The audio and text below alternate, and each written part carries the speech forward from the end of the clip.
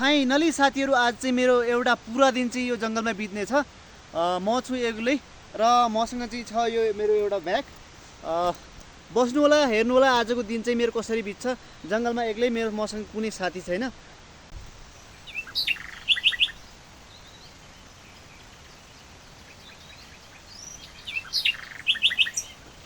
साथीहरू हेर्न सक्नुहुन्छ यहाँ चाहिँ यत्रो मोटा र यो ठुला ठुला रुखहरू हेर्न सक्नुहुन्छ। यसको माथिको फलक यत्रो चाहिँ घना जङ्गल, ठुला ठुला रुखहरू छन् साथीहरू।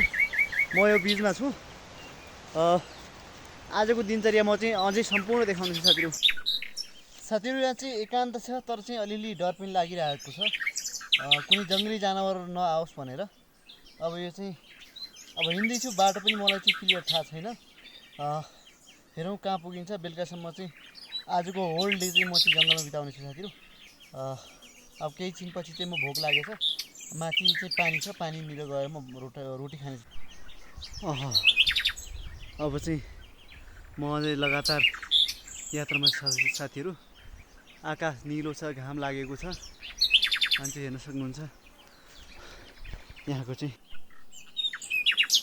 साथीहरू यो च्याउ चाहिँ अब यो जङ्गलमा रुखमा उब्रिने च्याउ हो साथीहरू।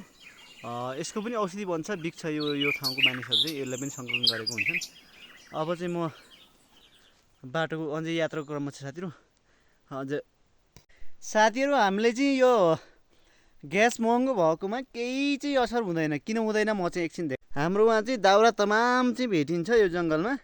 यो मान्छे चिरेर राख्दैन, नभए यहाँ चाहिँ मान्छे जति दाउरा लगे पनि हुन्छ। यस्तो छ साथीहरू यो ठाउँ।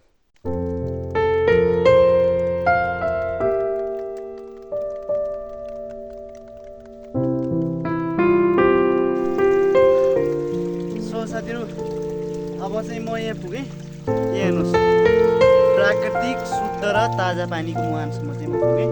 अब यहाँभन्दा माथि चाहिँ पानी पाउने चाहिँ व्यवस्था छैन।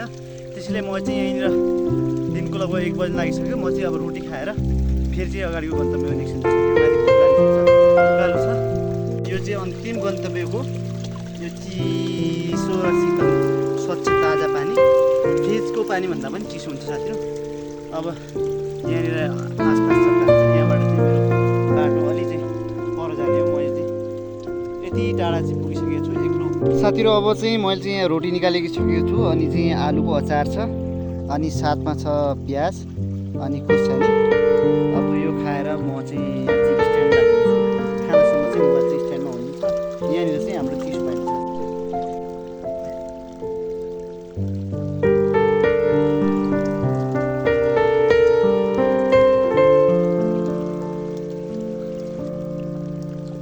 साथीहरू चाहिँ मलाई लाली गुराँस चाहिँ भेटिसकेको छ।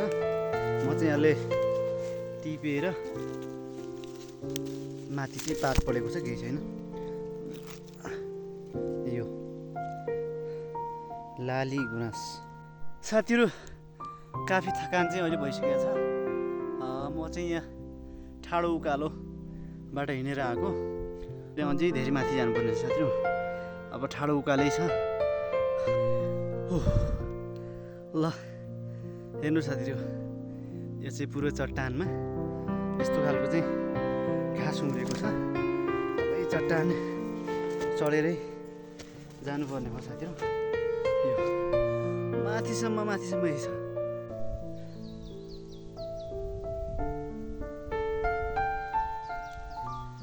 शीतल हावा चलिरहेको छ साथीहरू। अब मनमा चाहिँ धेरै एकान्तसम्म म पुगिसकेँ। अलिअलि डर पनि लागेको छ। ठिकै छ, आजको च्यालेन्ज चाहिँ म पुरा गरेरै जान्छु। बिचमा चाहिँ छोडेर जान्न साथीहरू। हेरौँ फाइनली साथीहरू, मैले चाहिँ यहाँनिर चाहिँ यो बाटो च्याउ चाहिँ भेटाइसकेँ साथीहरू। यो चाहिँ अब बेलुकासम्म चाहिँ कति सङ्कलन हुन्छ देखाउँछु है। सायद यो नहोला। मैले चाहिँ यहाँबाट हेर्न सक्नुहुन्छ साथीहरू, म चाहिँ जानुपर्ने छ अहिले। ल यो ठाउँमा त घाम छ, अनि चाहिँ जङ्गल पनि त्यति बाक्लो छैन। यो धेरै टाढा चाहिँ पुगिसकेको छु साथीहरू। यहाँ चाहिँ सानो सानो बुटियानहरू छन्। अब चाहिँ यहाँको म चाहिँ लागि 3 घन्टाभन्दा बेसी लाग्छ साथीहरू। मैले चाहिँ यहाँबाट घुम्नु लागि। यो चाहिँ पुरा जङ्गल छ। जङ्गलको यो छेउ हुँदै यो बाटो चाहिँ तल बगरसम्म मैले झर्नुपर्ने छ।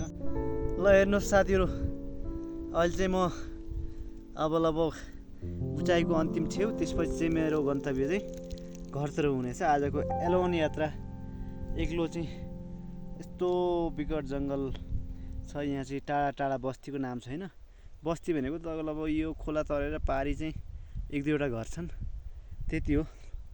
अब केही मिनटमा चाहिँ माथि पुग्यो भने म चाहिँ फर्किन्छु। आजको दिन चाहिँ एक्लै। देखो साथीहरू, म यति माथि चाहिँ आइसकेको छु।